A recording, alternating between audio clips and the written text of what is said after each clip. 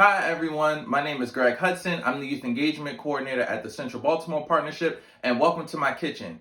Today we're going to be doing a special tutorial on one of my favorite meals, a mason jar salad. So I know I'm one of those folks who tries to eat healthy, but throughout the week I find myself a little busy between work, doing chores around the house, and other tedious tasks. I definitely can't find the time to actually sit down and cook and make sure that I get a salad in every day. So something that I like to do is during Sundays, during my meal preps, I definitely like to prepare at least 3 to 5 mason jars. So that way I have at least 3 to 5 salads throughout the week to quickly grab out the fridge and go. So some salads taste a little bit better throughout the week and some don't taste as good about 3 to 5 days later. So you definitely want to be a little picky with which salads you have for which days and definitely plan out which salad you want on which day. I know a taco salad tastes a little better on day 4 than probably a Mediterranean salad. So you definitely want to be a little picky, switch it up a little bit, incorporate your favorite salads and put them in a jar, put them in the fridge, and you're ready to go for at least 3 to 5 days.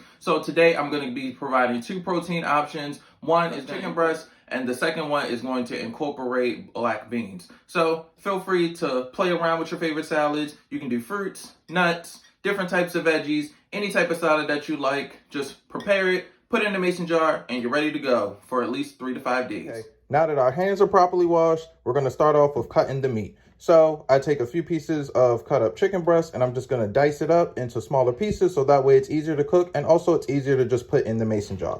So you just want to start and you just want to slice straight through it. Keep your fingers bent so that way in case this part will hit the knife instead of you don't want the tip to actually hit the knife. So always keep your fingers angled a little bit. And then we're just going to cut straight through. So then after we finish cutting, this is going to be our finished product. Nice, small, even pieces to cook thoroughly through once we put it on the stove, and then it'll be easy to actually stuff in our mason jar. So after this, I'm going to wash the meat thoroughly, and then I'll see you all back at the stove. So here I have a medium-sized cast iron skillet. Feel free to use whatever type of skillet that you have. So to start off, you definitely want to lightly oil your pan, and then you want to make sure that it heats up a little bit, and then you want to add that chicken that we washed. Make sure that it's dry when you add it to the pan. And we're going to let that cook thoroughly through. It should take about 7 to 10 minutes.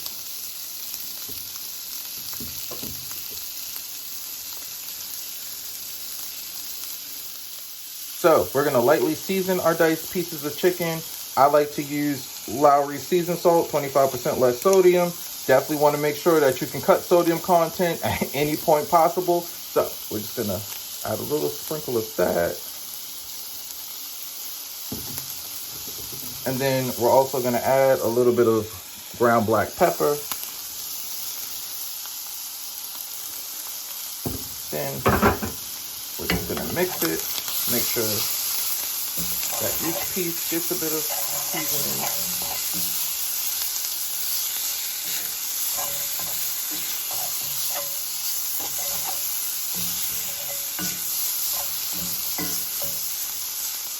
Then we're just going to let it cook thoroughly through. Let it cool off 5 minutes after it's done, and then we'll be ready to prepare our salad. So now that we've covered all of our wonderful, great ingredients, nice range of colors, we're actually going to start layering our salad. So when layering a mason jar salad, first, if you want to, this is optional, you can start by actually layering at the bottom with your salad dressing of choice. Me personally, I don't like to layer with actual salad dressing. I like to dump it out onto my bowl, onto my plate, then put in the salad dressing. That way, that tastes super fresh, nice consistency, and I can just enjoy it once I'm actually eating the salad. After you do a salad dressing, if you choose to, then you want to move into either a protein or a grain. I'm personally not using a grain, kind of trying to stay away from rice a little bit. So we're going to move into our proteins. First, we're going to start off by layering our chicken. Just want to get it in there. Make sure that it's packed in nicely.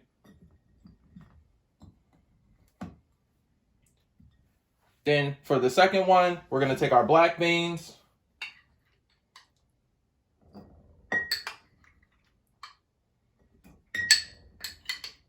And get our black beans in there.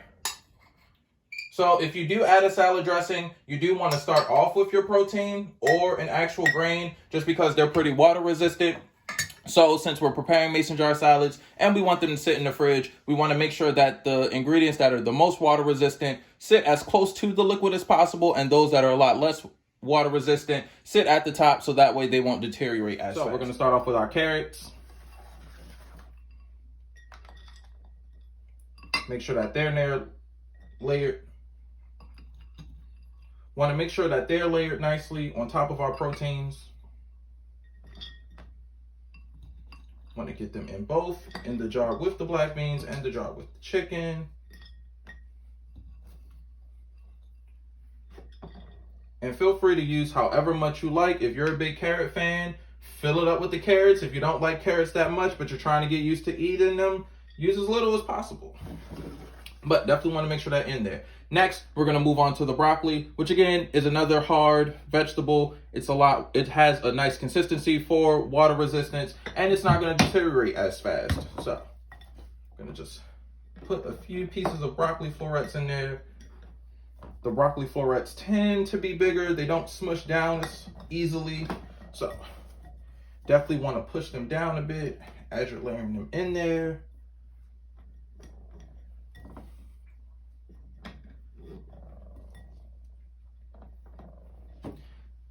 Then we're going to move on to our softer veggies and our actual salad toppings, our cherry tomatoes. So I don't know about everyone else, but I definitely like to try to get tomatoes in every day. So we're just going to put those in there really nicely. I'm a firm believer that the more colorful the food, the healthier and the better it tastes. And that red from the tomatoes definitely adds a nice color palette.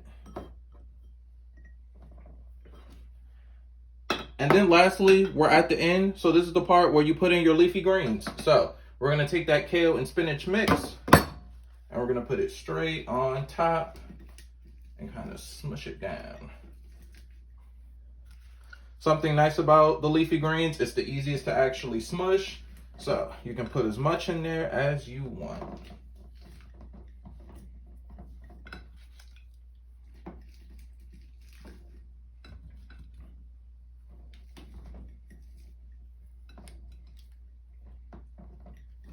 And then there we have it.